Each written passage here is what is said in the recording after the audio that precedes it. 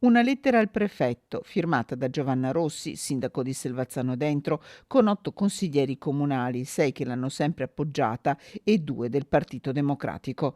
Il sindaco chiede al prefetto la convocazione del Consiglio Comunale straordinario per l'approvazione del bilancio il prossimo 4 luglio. Il prefetto risponde invitando il presidente del Consiglio Comunale, Enoch Soranzo, a convocare la riunione entro il 5 luglio, chiudendo così: in difetto di convocazione, la scrivente dovrà procedere con i poteri sostitutivi previsti.